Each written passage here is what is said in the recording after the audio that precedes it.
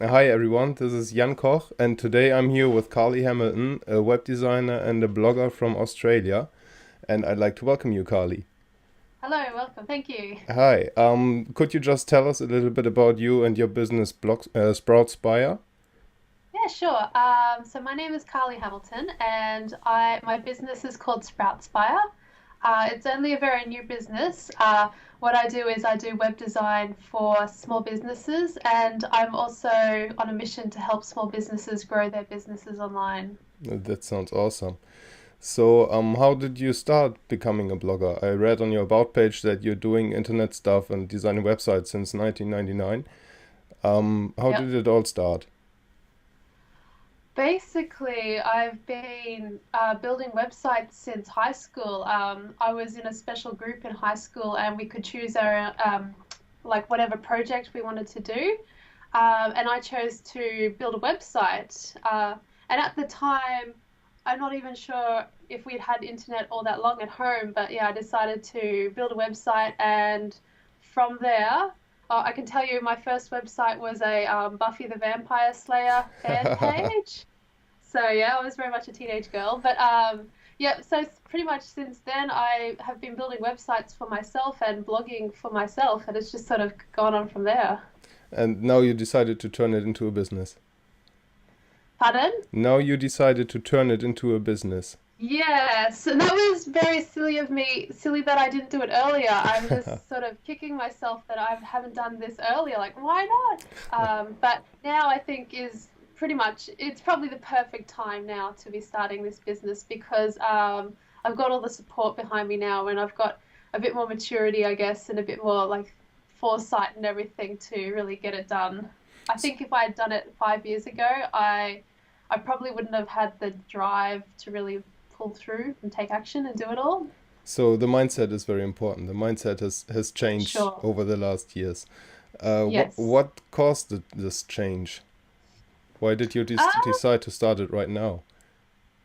well, to be honest, like as I said, it was probably 5 years ago or more. I remember telling my friend that this is what I'm going to do. I'm going to start my own online business. And do you think I did anything except say to my friend, that's what I'm going to do? No, I did nothing at all. So I think I just really needed the time to, I guess, grow up and think, um, yeah, this is what I really want to do. And I guess also to imagine that this is something that is possible for Mm. me to do. I think before I sort of, yeah, that's what I want to do, but I don't really believe that I can. And I think now I can believe that it's possible. Where did you find this confirmation that you can believe it? Did you join a training program, or did you just see other bloggers doing it as well? Or what? Why do It's a you bit believe in it? weird, really. I had this really successful blog, which I started in 2007 about the Japanese language and Japanese culture, and I like that went really well. And then I moved to Japan, and I was in Japan and everything, and suddenly I was too busy living life to blog, and so I just let that blog sort of peter away. And since then, I've been sort of slowly coming back to blogging. I'd do something, start a blog. I didn't really have any direction. I didn't really know what I was doing, where I was going. And it wasn't until the start of this year where sort of the idea sort of started rolling that I've got a cat down here. The idea started rolling that I should be doing, like, what am I good at? Well, Mm. I'm good at websites, I'm good at blogging. So and then slowly my partner, he was like, you should do it. And, sort of everyone's sort of encouraging me. And I think that's what really said, okay, yeah, I'm doing it. And So I think it was just the people around me really encouraged me. that sounds great. Um, what do you think? What divides the successful bloggers from the lots of unknown bloggers? There are so many people trying to blog and starting their blog right now because it's just so easy. What did you do to become that successful that you are now? I've actually thought about this a lot. What separates a successful blogger from an unsuccessful blogger? And there are a lot of reasons, but I think that the main three core reasons, they're not rocket science, but I think there are three things that stops you from being successful. The first one is consistency. You really have to be consistent in your Yeah. blogging, and um, that simply means don't just cram in 25 posts one month and 2 posts the next month because you run out of steam. You've really got to be consistent over time, and it doesn't matter whether it's 1 post a week, 1 post a month. Just be consistent, and also be consistent in the quality of your posts as well. You don't want to just put crap out there. You have to really have that same quality in your Yeah. posts. The second thing I would say is taking action. Successful bloggers, they take action. Mm. Um, they're active in what they do with their blogs. They don't just, put out a post there and expect people to come. They will go out and actively promote it. They'll go out and they'll build relationships with people. Yeah. There's a lot more to blogging than just simply, typing out a post. The third thing I would say is persistence. And this one really stems from if you don't take action and you're not consistent, then I think that's where people peter out and they quit. Mm. But what you've got to do is you've got to be persistent, because especially with blogging, it doesn't happen overnight. All the overnight successes took 4 or 5 years or so. Yeah. You really have to be persistent. Don't give up. Just keep going, and Yeah. you'll get there. That's something that Pat Flynn said in my last interview as well. Yeah. Yeah, Okay. he started his company and his journey with a website for the lead exam, an architectural Yeah. exam, and everybody just says, "Hey, Pat Flynn made $8,000 in his first month," but nobody knows that it took him 1.5 years to build this website actually, Exactly. and Yeah. that's people only see when you are successful, but they don't see what it took you to come this way. Exactly. Exactly. You mentioned building relationship as a very important point Yep. to be a successful blogger, and I'm totally agreeing with you on that.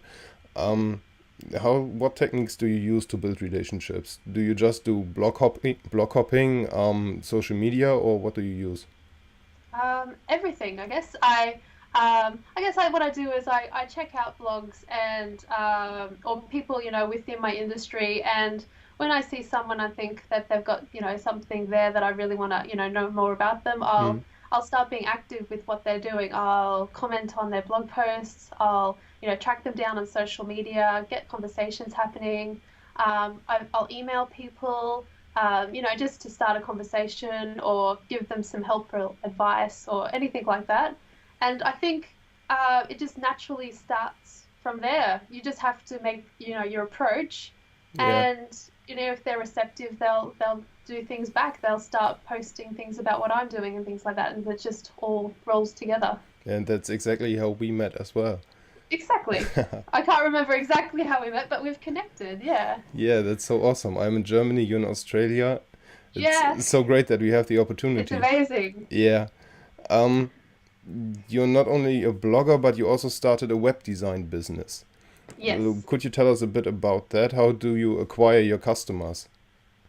Um, at the moment, my web design business is very, very new. So I've got a couple of customers who I am very thankful for. Mm. And I've actually met them all on an online forum for Australian small businesses. So that's where they've come from so far. I've been very lucky. Yeah. Yeah. The reason why I ask this is because I Yeah. started a web design company myself last year, Yep. and my customers were very old-fashioned. I'm living in a very Yep. old-fashioned region in northern Germany, and I had a really hard time to find customers, and Yes. that's why I turned off my business and switched to the internet business. So you use not only customers that are in your nearby location, but you also connect with customers all over Australia. Yes, yeah. I guess I don't know if you know much about Australia, but yeah, I'm in Brisbane. I've got a customer that I met online, but I've also met her in person now, Mm. and the rest are in different states in Australia. So we've been over the phone and over email, been communicating. That is cool. Yeah. What I learned about customers is that they don't really know what they really want on their website. Yes. Uh, how Or they do know exactly what they want, but what they want is just terrible. yeah, exactly.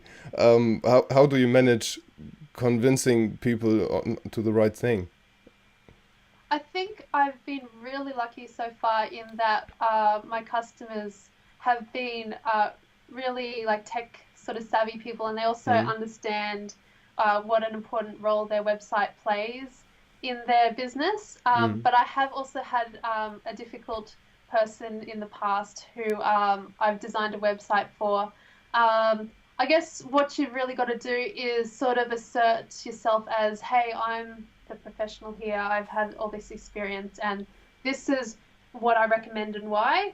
And if they don't listen to you, you sort of go, okay, I'll give you what you want. But if they do listen to you, or maybe you just compromise and you sort of get halfway there. yeah. Yeah. Okay, so But you I just know it's not easy. It's a bit frustrating. yeah. Have you seen, there's this comic from the Oatmeal, I think, about web design. It's really good. I'll send you a link that you can put in the show notes. It's a Yeah. really good one. Yeah. Yeah, I'd love to see that. Um, Yeah. what I also experienced is that the businesses in my nearby location all think everyone could design a Oh, website. yeah. There are so much students here that who try to design the websites and sell themselves as professionals. Um, how do you manage to stand out from the crowd? Uh, I think that that's a big problem here in Australia too. You know, everyone's cousin can make a website Yeah, here. But I guess what I do is I say, it depends on the person, of course, you're talking to, but you can say, you can ask them questions like, how's that working out for you? mm, Like if they've got a cousin that is a web designer, well, have they designed it yet? You know, so yeah, how's that working out for you? Or have they considered, you know, what, I'm drawing a blank, but have you considered, um, I'm trying to say something like business, like how a website converts in like their sales funnel or something like yeah. that. How does it work for their business? Has your cousin asked you these kind of questions? And they'll be like, no. And like, yeah, a website just isn't a pretty page. It's a bit more than that. So you're just trying to get them to understand all those techniques like converting people into buyers, into Yeah, yeah, customers, and getting them to click exactly. on the call to action that you really want. Exactly those kind of things. That's what I was trying to say. Cool. You have a really lot of experience in this business. What would you do if you were just starting over today? You know that you're the professional, you know that you can do it. Why should people believe you when you say that you're the professional, even though you have no experience? That was a very big problem for me because I had no websites to show, I had no showcases, I had no customers before. Um, that was one point that I really struggled with. Yeah, I guess that's one of the reasons why I really wanted to put a blog on my business website because even if I didn't have any examples of business websites that I've made, Mm, I wanted to show my expertise that hey, I know what I'm talking about. So I think a blog is a really good way to build trust with your audience yeah. because you can't sort of fake your knowledge. Mm. At least you could copy it, but people would notice it. Yeah, yeah. Yeah, And if people ask you questions, like people are pretty smart, they'll sort of yeah. realize that you don't know what you're talking about. So you're relying a lot of online marketing, as I understand so Yeah, I far. am. Yeah. What are the most popular mistakes you see people making in online marketing? I think the number one, there's a couple of mistakes I can think of straight off the top of my head. Mm. One is not marketing. A lot of people, you know, they put their website or they put their blog out there and they just wait for people to come to them. Mm. And, you know, it doesn't really work like that. You've got to get yourself out there and, you know, say to the world, hey, I'm here, Yeah. in order for people to find you. I think the other mistake people make is they do it willy-nilly with no real clear plan in mind or with no clear outcome in mind. So they'll hop on social media and you know they'll post 20 posts on social media, but they don't really have any direction of what they're doing. So they're just really wasting their time. I think they're the two main ones. So market is the first one, and plan is the second one, I think you need to do. Yeah, that are some really good advices. Yeah. Um, what do you think? How could bloggers brand themselves as a person? What do you use to make yourself accessible as a person on your blog? I think the first thing I do is I stick my picture up there. I don't think that I'm, the most beautiful beauty queen in the whole entire world, but people don't care about that. They just want to see your smiling face there so that they can Yeah. identify with you. I think that's the first one. The second one is I'm open and transparent, and I'll tell you if I don't know anything or if I'm just learning something myself. Um, I think that makes you seem really human, and people really respond to that. So you just have to stick yourself out there and get yourself out there with a picture, and Yeah, exactly that's the reason why we're doing a video chat and not audio exactly. chat, because people just connect so much better when they see you. Yeah, I think so too. That's awesome. Um, you run a business on your blog. If you hadn't had that business, how would you monetize your blog? Um, I think that my blog would always, okay, if you're going to monetize your blog, then I really think that first you need to admit to yourself that your blog is a business. Yeah, Like, you're not going to make any money unless you say, hey, this is my business. I'm doing this seriously. Otherwise, you just get some pocket change. Because that's what I did previously. mm, Previously, in my previous blogs, I had done both advertising, both AdSense and private advertisers, and I did affiliate marketing. yeah, Um, and basically, I made some okay money, but it wasn't, fantastic, like, oh, yeah, rich. It was just pocket change, really. It was a couple of dollars here or there. yeah, Um, and the big mistake I made was that it wasn't a business to me, it was a hobby. So if you want to make some money from your blog, admit to yourself that it's a business, yeah, and make a business plan, or have some kind of plan as to how you're going to make money from your blog. Um, and from that plan, you'll work out what you need to do. So the main forms of making money from blogs or from websites is, of course, advertising. mm, And I guess with advertising, if you want to make money from advertising, you have to really, have traffic. Traffic's the big one. yeah, So once you've made this decision, advertising is what I'm doing, then you need to work out how on earth you're going to get lots of traffic to your blog. The second form is affiliate marketing. And the big thing I think with affiliate marketing is building trust and relationships with people, yeah. as well as traffic. Traffic, is sort of there in the background, but the main Traffic thing is is, always good. yeah, yeah. But the main thing is going to be building your relationships with people, Mm, so that they want to buy from your links. yeah, Um, so again, if you're in a business, you're going to say, "Hey, I'm making my money from affiliate marketing. This is what I need to do to build relationships with people," or something like that. And you've got a plan there so that you do it. The yeah, third way is products and services, or selling yourself, so things that yourself. mm, And I think overall this is the hardest way to make money, in that you don't make it instantly, yeah, but it's also the best way to make money. Like, you'll get much, much more money from this. And I think if you're in the business of blogging, or if you want to make more money, I would go down the product and service route. So services are sort of, it's tied to you.